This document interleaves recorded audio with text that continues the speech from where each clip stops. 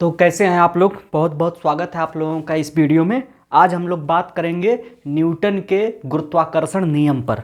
Newton ने, आप लोग बचपन में भी आप लोग अपने छत पर देखे हो, छत पर गए होंगे रात के टाइम तो देखे होंगे कि बहुत सारे तारे जो हैं आसमान में चमक रहे हैं। और आपने स्वाभाविक रूप से जिज्ञासावश अपने माता पिता से, बड़े भाई से, चाचा से, दादा से क्वेश्चन जरूर पूछा होगा कि तारे ऊपर चमक रहे हैं तो नीचे क्यों नहीं गिर रहे हैं। बहुत ही सहज सा सवाल है कि आसमान में तारे चमक रहे हैं, नीचे धरती पर क्यों नहीं गिर रहे हैं, या चंद्रमा चमक रहा है तो धरती पे क्यों नहीं गिर रहा है।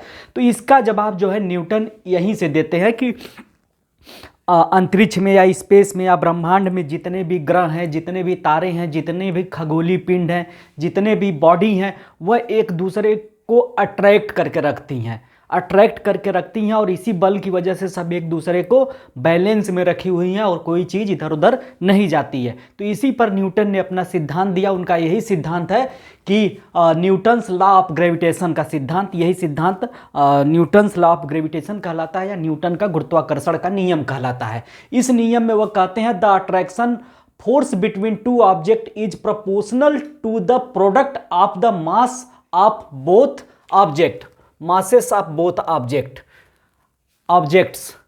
and inverse proportional of the square of the distance between them। इसका यह मतलब है कि वो कह रहे हैं कि जो आकर्षण का बल होता है, दो वस्तुएं जो अंतरिक्ष में है, आकाश में है, आसमान में है, स्पेस में है, उनका जो द्रव्यमान है उसके गुणनफल के प्रोपोर्शनल होगा। यानी ब्रह्मांड की हर एक चीज़ एक दूसरे को आकर्षित करती है और उनके बीच में लगने वाला जो बल होता है वह क्या होता है, वह उनके गुणनफल के बराबर होती है। मान लेते हैं अंतरिक्ष में एक पहला यह आकाशीय पिंड है और दूसरा यह बॉडी है।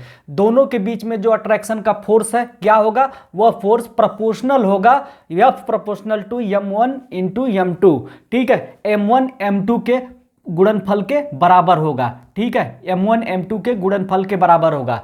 फिर न्यूटन कहते हैं कि यह आकर्षण का बल, अट्रैक्शन का फोर्स, उनके बीच की दूरी के स्क्वायर का इनवर्स प्रोपोर्शनल होता है। इनवर्स मतलब व्युत्क्रमानुपाती होगा। एक हो गया कि उनके द्रव्यमान के गुणनफल के अनुक्रमानुपाती होगा वह बल, और दूसरा कहते हैं कि वह बल उनके बीच की दूरी के स्क्वायर के व्युत्क्रमानुपाती यानी इनवर्स प्रोपोर्शनल होगा। ठीक है, 1/r², यानी जो दो पिंड आपस में बहुत ज़्यादा दूरी पर होंगे उनके बीच में लगने वाला बल उतना ही ज़्यादा कम हो जाएगा।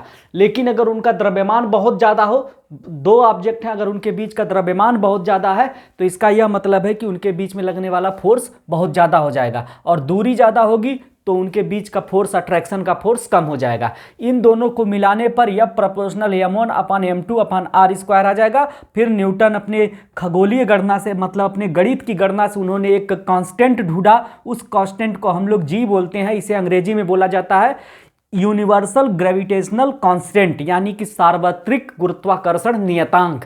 तो इसको लगाकर न्यूटन ने इक्वल टू कर दिया F is equal to G, capital G, m1 m2/r²। तो किसी भी दो ऑब्जेक्ट के बीच में जो लगने वाला आकर्षण का बल होता है वो कितना होता है, F इज इक्वल टू दोनों ऑब्जेक्ट के द्रव्यमान का गुणनफल अपान उनके बीच की दूरी का स्क्वायर, और एक कैपिटल जी तो रहेगा ही रहेगा।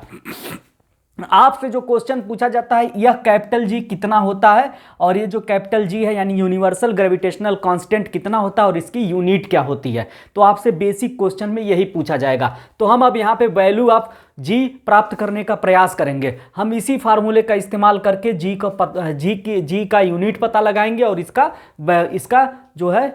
इसका जो हम लोग यूनिट पता लगाएंगे, और साथ ही साथ इसका जो है हम लोग कितना इसका वैल्यू होती है, मान होता है, उसका पता लगाएंगे। तो यहाँ पे न्यूटन का यही फार्मूला यूज करके F is equal to G m1 m2/r² का यूज करके हमने G इज इक्वल टू ऐसे R का इसमें F में मल्टीप्लाई हो जाएगा और इसका ऐसे करके कर देंगे। लास्ट में हमको क्या मिल जाएगा, लास्ट में G बराबर F इंटू r² अपान m1 m2 हो जाएगा।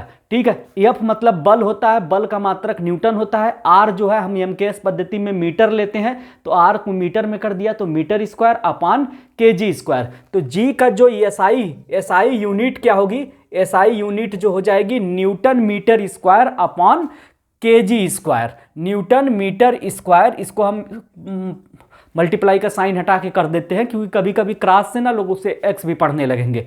तो newton metre square upon kg square इसका यूनिट हो जाता है। जो न्यूटन ने इसकी कैलकुलेशन करके इसकी वैल्यू प्राप्त की थी वह थी 6.67 मल्टीप्लाई 10⁻⁻11 न्यूटन मीटर स्क्वायर पर केजी स्क्वायर, यह था। अब जी की वैल्यू की अगर हम बात करते हैं तो कितना बल लग रहा है, तो न्यूटन ने कहा कि अगर हम m को 1 मान लें, या m को 1 मान ले, इसे भी 1 मान ले और एक से भी 1 मान ले, यानी कि 1-1 किलोग्राम के दो ऑब्जेक्ट हैं और 1 मीटर की दूरी पे हैं, 1 केजी 1 केजी, ठीक है। 1-1 केजी के ए भी एक और ए भी एक, तो F इज इक्वल टू जी। तो इसका यह मतलब हो जाता है कि दो ऑब्जेक्ट ऐसे हों जो उनका द्रव्यमान 1-1 किलोग्राम है और वह 1 मीटर की दूरी पर रखे हों, तो उनके बीच में लगने वाला जो बल होगा वह जी के बराबर होगा, यानी F इज इक्वल टू इतना हो जाएगा, ठीक है। F इज इक्वल टू जी के बराबर हो जाएगा। यह जी की पूरी कैलकुलेशन है।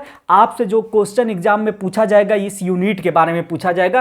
कैपिटल जी की जो वैल्यू है वह पूछी जाएगी और इसका एसआई यूनिट पूछा जाएगा। और ये साधारण सा नियम है, बहुत ही काम का नियम है। आगे कूलाम के नियम पर भी यही नियम फॉलो कूलाम के भी नियम पर होगा, लेकिन वहाँ पे कूलाम ने चार्ज की बात की है, लेकिन same to same Q1 Q2 अपान उनके बीच की दूरी R स्क्वायर, और वहाँ पे कूलाम का नियतांक हो जाता है। तो उसको आगे हम लोग विद्युत धारा वाले चैप्टर में पढ़ेंगे।